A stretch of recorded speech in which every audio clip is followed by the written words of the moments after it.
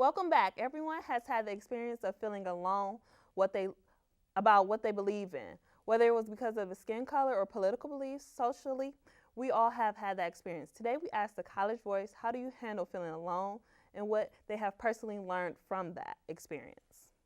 So, you guys, I wanted to talk about this personally because, I noticed like sometimes we have all had the experience of going in a place and being the only one, whether it's being black, Caucasian, a man or female. You have to go in a room sometimes and be the only one. So I just wanted to talk about any experience that you guys have had that really just stuck out to you or how you handled those experiences.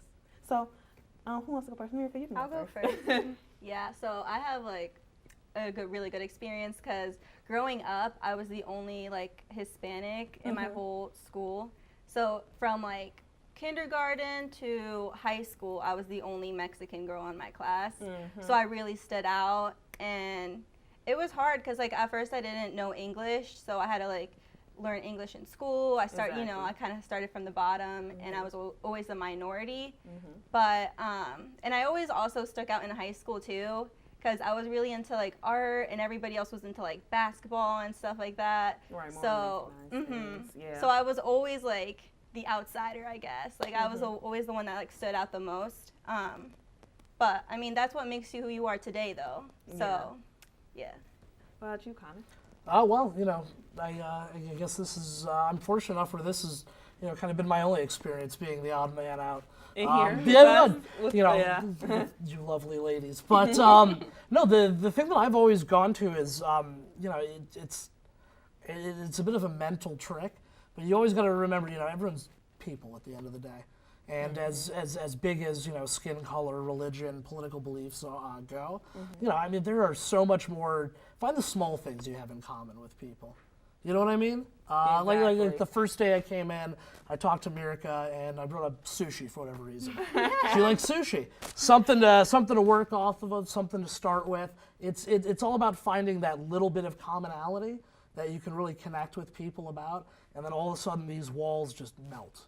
And it's all about giving the other person, because I'm not gonna lie, it's hard. Sometimes it requires you taking the first step to do that. Yeah, just giving it a chance. Yeah, but once you take that leap of faith, you end up making some of my better friends I've ever made are the exact opposite of me. Right. Yeah. But no, it can be hard sometimes, but if you know exactly how to work with it and how to talk to people, it's not something that's, it's not an obstacle that you can't overcome.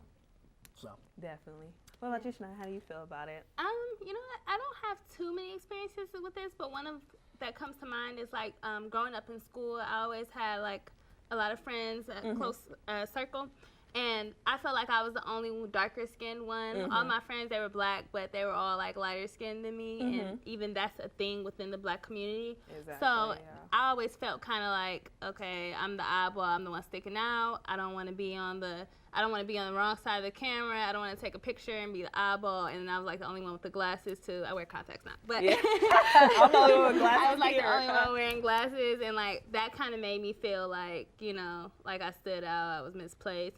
But I mean, in reality, we all were the same. We were all connected for a reason. So I kind of just had to let that be like the unique thing about me and not focus on it that much. Yeah, definitely, just to embrace it, because it's different can be very good, and it can change a lot of people's lives. It can just change the scenario of how people think or the perceptions of how people react or act to things. So another thing I want to just ask you guys, what is one thing that you would like give, one reason or advice you would give to someone if they're alone in a situation to better the situation?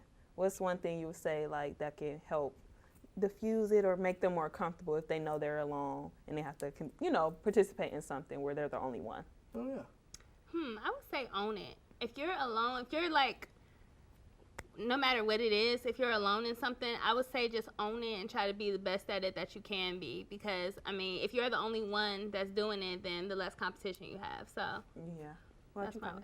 Yeah, so just to clarify, so you're alone as in you're the only person taking part in something? Or? You're alone like you're the only person, you're going to a place and you're the only person of your kind or with your background. So what's something you would suggest to a person who is dealing with that? Yeah, so the thing I'd say is, I always thought loneliness, being the the lone wolf is a self-perceived thing, you know?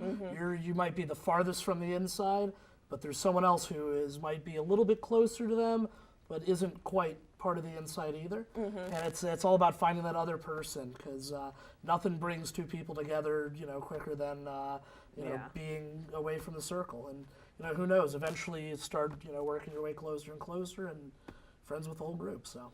All right. Well, thank you guys for the discussion, but that's all the time that we have left. But that doesn't stop there. Let us know what you think on our Twitter. The College Voice will be right back.